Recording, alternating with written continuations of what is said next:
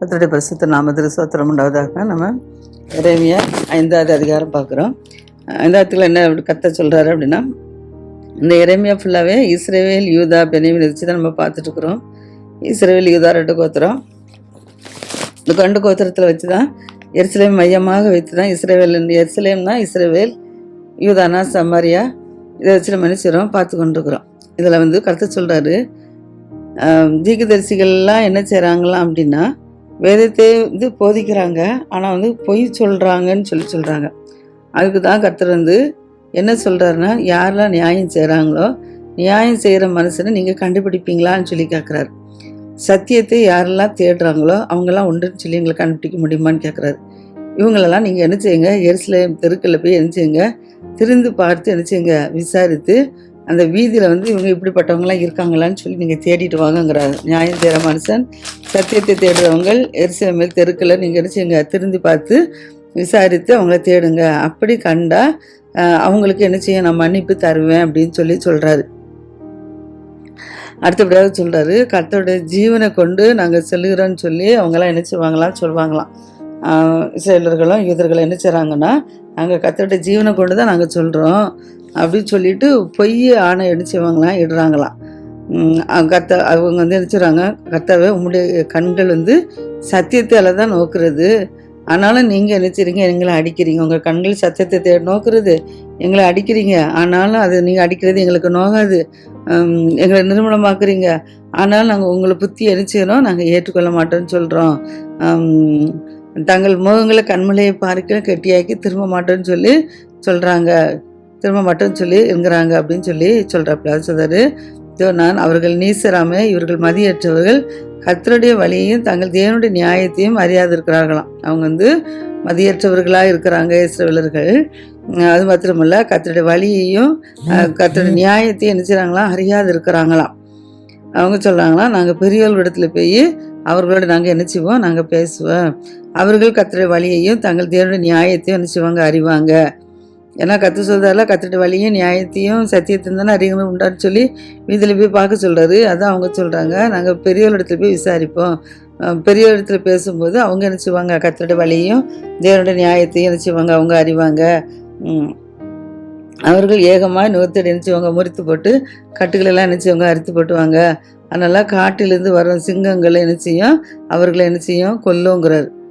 ஏன்னா மதியற்றவங்களாக இருக்கிறாங்க, கர்த்தர் நியாயத்தை தேட மாட்டேங்காங்க, பொய் பேசுகிறாங்க, உண்மை பேச மாட்டேங்காங்க, கர்த்தரை தேட மாட்டேங்காங்க. அதனால் கர்த்தர் என்ன சொல்கிறாரு, காட்டிலிருந்து வர சிங்கம் அவர்கள் என்ன செய்யுமா, கொல்லுமா.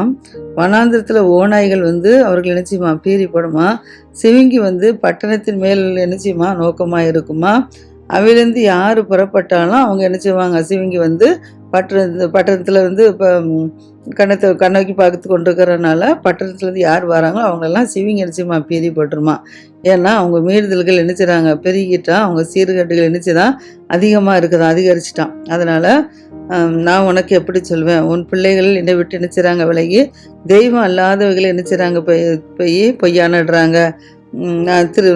நான்லாம் யாரெல்லாம் திருப்தி ஆக்கணும்னு அவங்களாம் என்ன செய்கிறாங்க, விபச்சாரம் பண்ணுறாங்க, வேசி வீட்டில் போய் என்ன செய்கிறாங்க, கூட்டம் கூட்டுறாங்க அப்படிங்கிறாங்க.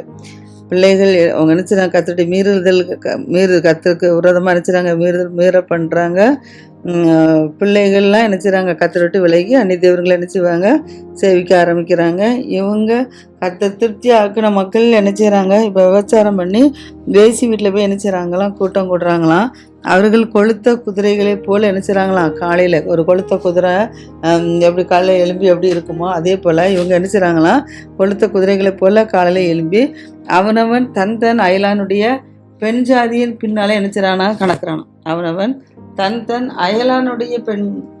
அயலானுடைய பெண்கள் மேல் தன்னுடைய மனைவியோடு போகலை, அடுத்தவங்க மனைவியோட அதிகாலையிலே எழுப்பி என்ன செய்கிறாங்க, போய் வேசி வீட்டில் போய் கூட்டம் கூடி என்ன செய்கிறாங்களாம், விபச்சாரம் பண்ணுறாங்களாம். இப்படிப்பட்ட ஜாதிக்கு என் ஆத்மா எப்படி நீதி சரி கட்டாமல் இருக்கும் அப்படின்னு சொல்லி கர்த்தர் சொல்லுகிறாருன்னு சொல்லி எரேமியா சொல்கிறாரு. ஏன்னா இந்த அதிகாரமே ஃபுல்லாக எரேமியாவுக்கு கர்த்தர் வார்த்தை உண்டாகி கர்த்தர் சொன்ன வார்த்தையை தான் என்ன சொல்கிறாரு, இவர் சொல்கிறாரு. அவங்க என்னச்சு, அதனால் அந்த மதில் மேல் ஏறி நிச்சயங்க அந்த பட்டணத்தை அழிச்சு போடுன்னு சொல்கிறாரு.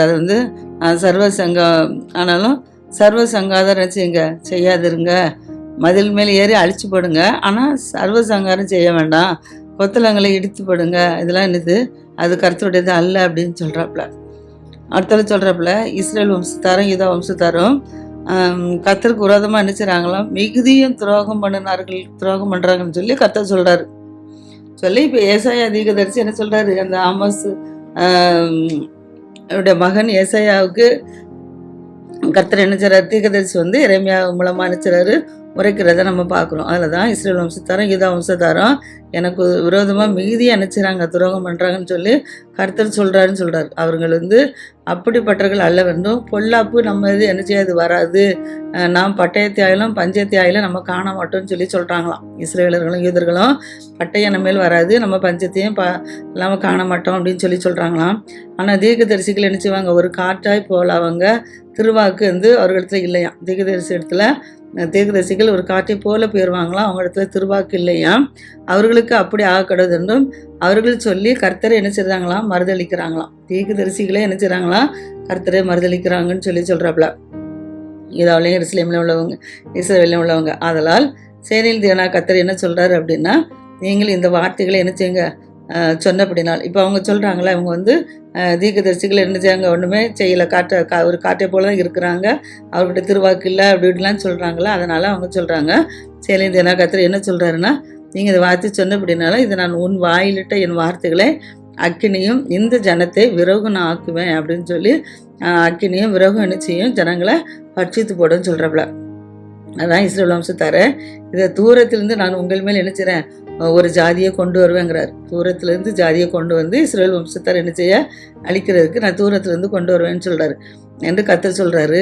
அந்த ஜாதி வந்து எப்படின்னா, அவங்க வந்து பலத்த ஜாதிகளாம், அது வந்து பூர்வ காலத்து ஜாதி.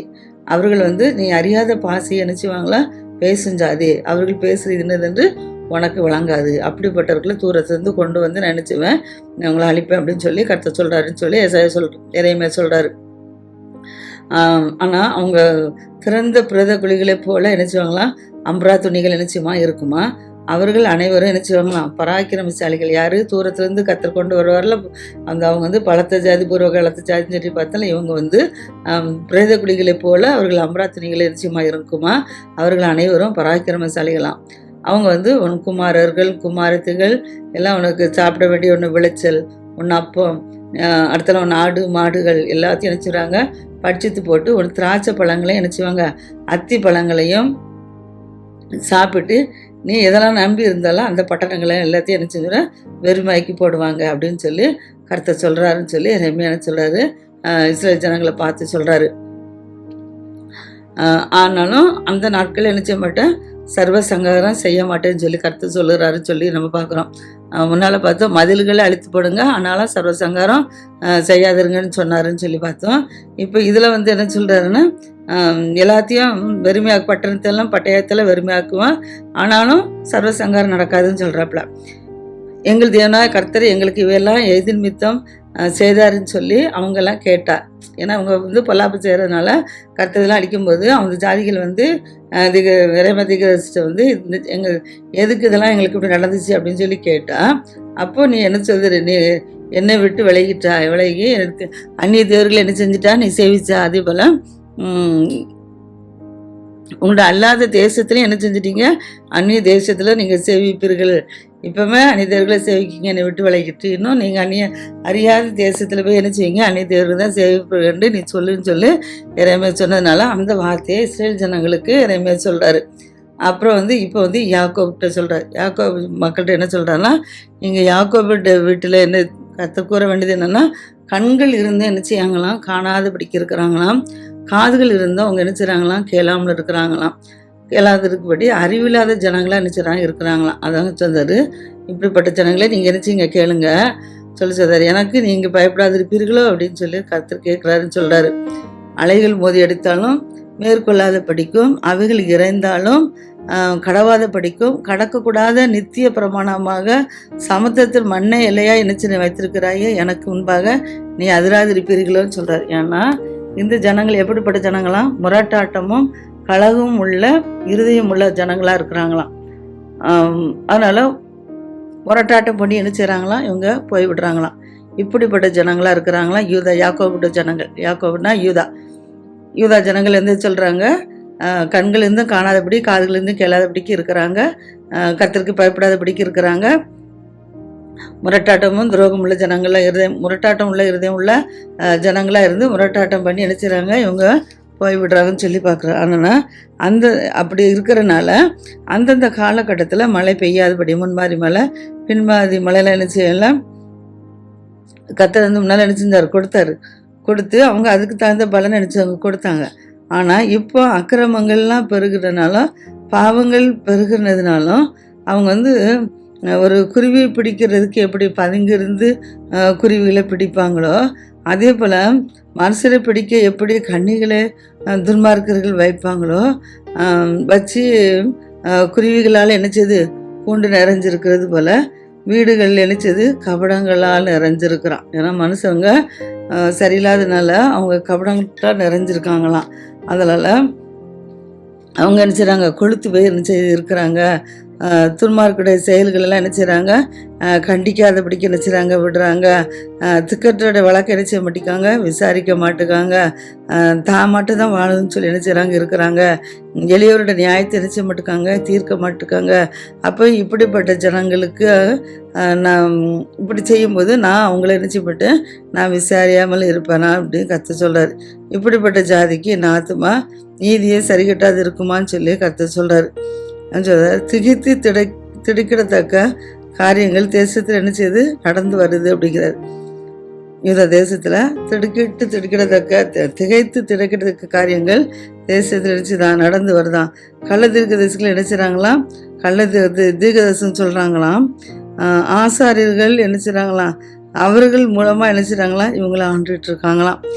இப்படி இருப்பது என் ஜனத்துக்கும் பிரியமாக இருக்கிறது. ஆனால் முடியல என்ன செய்வீங்க, நீங்கள் இப்படிலாம் செய்யலாம், ஆனால் முடிவில் உங்களுக்கு என்ன நடக்குங்கிறத நீங்கள் என்ன செய்வீங்கன்னு சொல்லி கேட்குறாரு. அப்புறம் சொல்கிறாரு, பென்யமீன் ஜனங்களை பார்த்து சொல்கிறாரு, பென்யமீன் ஜனங்கள் எல்லாரும் எருசலேமிலிருந்து நடுவிலேருந்து ஏகமாய் கூடி தெக்கோவையில் என்ன செய்கிறாங்க, எக்காலம் ஊதுறாங்களாம். பென்யமீன் பித்திரர்களுக்காக தெக்கோவையில் எல்லாரும் ஜனங்கள் கூடி அங்கே எக்காலம் ஊதுறாங்களாம். பெத்லகேமின் மேலே என்ன செய்கிறாங்க, அடையாளமாக தீ வெளிச்சம் காட்டுறாங்களாம். ஒரு தீங்கும் மகா சங்காரமும் வடக்கே இருந்து தான் நினச்சது தோன்றுதான் இருக்கிறதுன்னு சொல்கிறாங்க. தீங்கும் சங்காரமும் வடக்கே இருந்து தோன்றுதான். இவங்க வண்டின்னு சொல்லி நினச்சில்ல, இவங்க வந்து இதை நம்பாதபடிக்கு அப்படிங்கிறாங்க. செல்வமாய் வளர்ந்த ரூபவதியான சீயன் குமாரத்தை கூட நினச்சிவேன் பாழாக்குவேங்கிறார். ஏன்னா அவங்க நினச்சிறாங்க ஒரு தீங்கும் மகா சங்கரமும் வடக்கே இருந்து தான் தோன்றுறதுன்னு சொல்கிறாங்க. ஆனால் மேய்ப்பர்கள் தங்க மந்தைகளோடு நினைச்சுறாங்க அவளை இடத்துக்கு வருவாங்களா, யார், செல்வமாய் வளர்ந்த ரூபவதியாகிய சீயன் குமாரத்தி இருக்கிறாங்களா, அந்த பட்டணம் வந்து பாழாக்குவேன்னு சொல்கிறாரு. அவங்க நினச்சிவாங்களாம், மேய்ப்பர்கள் தங்க மந்தைகளோடு நினச்சிவாங்களாம் வருவாங்களாம். அவர்களுக்கு ஒரு விதமாக நினச்சிவாங்க, சுற்றிலும் சங்காரம் போட்டு அவரவன் தன் ஸ்தலத்தில் நினச்சிவாங்களாம் மேய்ந்து அவளுக்கு விரதமாய் யுத்தம் செய்ய ஆயத்தம் பண்ணுங்கள் சொல்லி சொல்கிறாப்புல. அதனால் சீயங்குமாரத்துக்கு விரதமாக நினச்சோம்னா யுத்தம் பண்ணணுமா, மத்தியானத்தில் நாம் போய் ஏறும்படிக்கு எழுந்துருங்க, ஐயா பொழுது சாய்ந்து அந்த நிலங்கள் நீண்டு போகிறதே அப்படிங்கிறாப்புல. அதனால் எழுந்துருங்க, நாம் ராக்காலத்தில் ஆயில் என்ன செய்கிறோம், போய் ஏறி அவளோட அரண்மனையை நம்ம அழிப்போம் அப்படின்னு சொல்லி சொல்கிறாங்க. அதுக்கு கர்த்தர் என்ன சொல்கிறாருன்னா, சரிங்க, கர்த்தர் என்ன சொல்கிறாரு அப்படின்னா, மரங்களை வெட்டி எருசலேமுக்கு விரோதமாக என்ன செய்கிறாங்க, கொத்தலங்களை என்ன செய்கிறாங்க போடுறாங்க, மரத்தை வெட்டி கொத்தலங்களாக போடுறாங்க. அதுதான் விசாரிக்கப்பட வேண்டிய நகரம், அது உட்புறமெல்லாம் கொடுமை அப்படின்னு சொல்கிறாங்க. ஏன்னா ஒரு ஊற்று வந்து எப்படி இருக்குமோ, தண்ணீர் எப்படி சுரக்குமோ அந்த ஊற்றை போன்று அவங்க என்ன செய்கிறாங்கன்னா தன் தீங்கெல்லாம் என்ன செய்கிறாங்களாம் வீட்டுக்கு என்ன செய்கிறாங்க சுரக்க பண்ணி வச்சுருந்தாங்களாம்.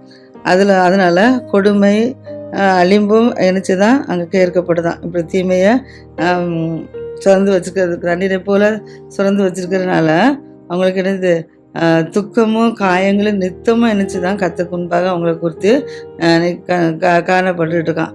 அதனால் எருசலேமே, என் ஆத்துமா உங்களை விட்டு பிரியாதபடிக்கும் நான் உங்களை பாலும் குடியேற்ற தேசமாக ஆக்காதபடிக்கும் நினச்சி என்னோடய புத்தியை நீ கேளுங்கிறார். ஏன்னா உங்கள் தேசம் இஸ்ரேல் தேசம் யூதா தேசத்து மக்கள் தானே, இவங்களை கொண்டு தான் அவங்கள ஆட்சி செய்ய முடியும். அதனால தான் கர்த்தர் சொல்கிறாரு, என் ஆத்துமா உன்னை விட்டு பிரியாதபடிக்கு நான் உன்னை பாலும் குடியேற்ற தேசம் ஆக்குறத புத்தியை நீ கேளு அப்படின்னு சொல்கிறார். திராட்சை கொலைகள் அறுக்கிறவனை போல உன் கையை என்ன செய்ய திரும்ப கூடாரத்தின் மேல் நீ போட்டென்று சொல்லி அவள் இஸ்ரேல் மீது அந்த கனிகள் திராட்சை செடிகளாகிய கனியை போல என்ன செய்வோம் நன்றாக நாங்கள் பொறுக்கிட்டு போவோம் அப்படின்னு சொல்லுகிறோம் அப்படின்னு சொல்லி சேனையின் கர்த்தர் சொல்லுகிறாருன்னு சொல்கிறாப்புல. அவர்கள் கேட்கும்படிக்கு நான் யாரோட பேசி எச்சரிப்பேன், அவருடைய செவி எப்படி விழுத்து சேதனம் இல்லாமல் இருக்கும், அவர்கள் கேட்க மாட்டாங்க, கர்த்தருடைய கண்கள் அவர்களுக்கு நிந்தியாக இருக்கிறது, அதன் மேல் அவர்களுக்கு விருப்பம் இல்லைன்னு சொல்கிறார். ஏன்னா இப்படியெல்லாம் செஞ்சுட்டு இருந்தாலும் ஆனால் கர்த்தருடைய வசனம் அவர்களுக்கு நினச்சிதான் நிறைவாக இருக்குதான், அதன் மேல் அவர்களுக்கு விருப்பம் இல்லையாம். அதனால் கர்த்தர் சொல்கிறாரு, கர்த்தருடைய உக்கிர கோபத்தால் நான் இறந்திருக்கிறேங்கிறார். அவங்க செய்த துரோகங்கள் அக்கிரமங்கள் இதெல்லாம் உபச்சாரம் வேசித்தனெல்லாம் செய்கிறாங்கல்ல, இதெல்லாம் குறித்து தான் கர்த்தர் நினைச்சிதாரு. கர்த்தருடைய உக்கிரத்தால் இறந்திருக்கிறேன், அதை அடைக்கி நான் என்ன செஞ்சு இழைச்சி போனேன். வீதிகளில் பிள்ளைகள் மேலும் வாலிபருடைய கூட்டத்தின் மேலும் ஏகமாக நான் அதை என்ன செய்வேன், நான் ஊற்றி விடுவேங்கிறார். புருஷர்கள், ஸ்திரீகள், கிழவர்கள், பூரண வயதிலவர்கள் கூட என்ன செய்வாங்க, பிடிக்கப்படுவாங்களாம்.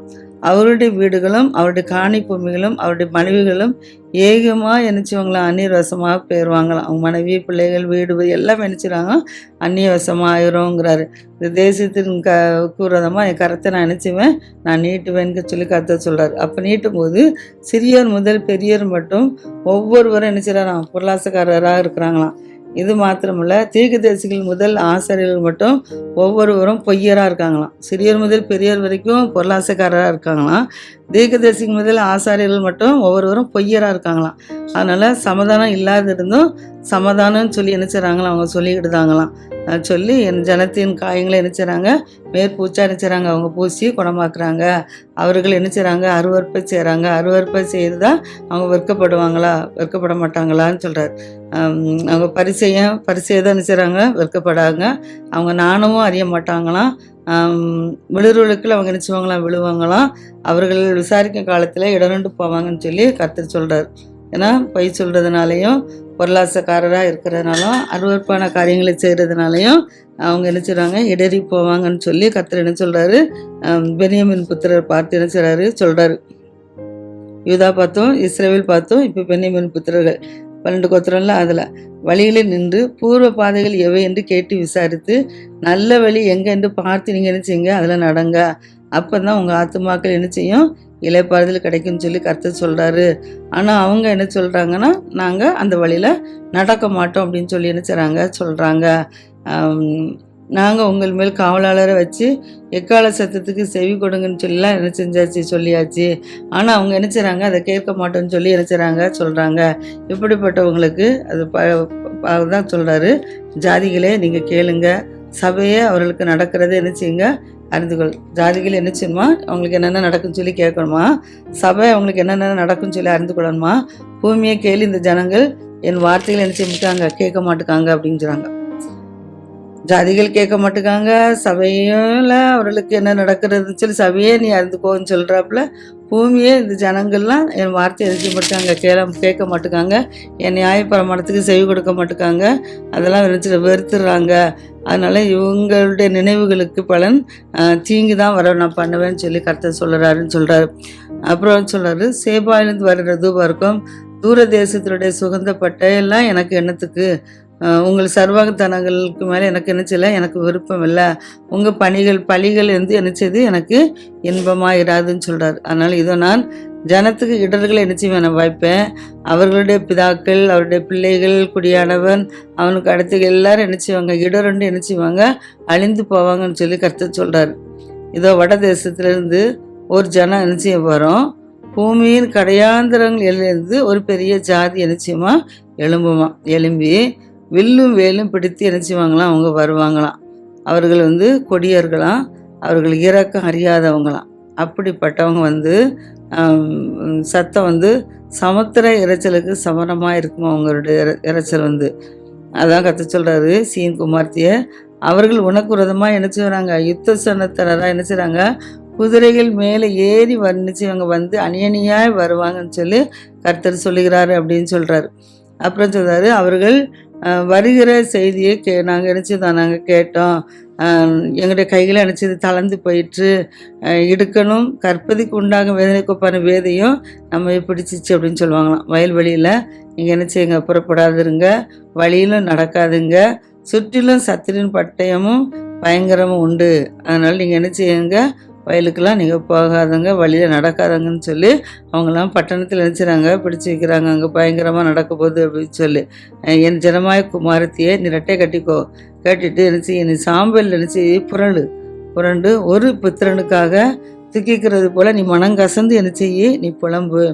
பாழாக்கிறவன் சடிதியாக நம்ம என்ன செய்வான் வருவாங்கிறார். அதனால் நீ ரெட்டை கட்டி கொண்டு சாம்பலில் இருந்து புரண்டு துக்கித்து நீ மனக்கசந்து புலம்புனா பாழாக்கிறவன் சடிதியில் நம்ம நினச்சி வருவான்.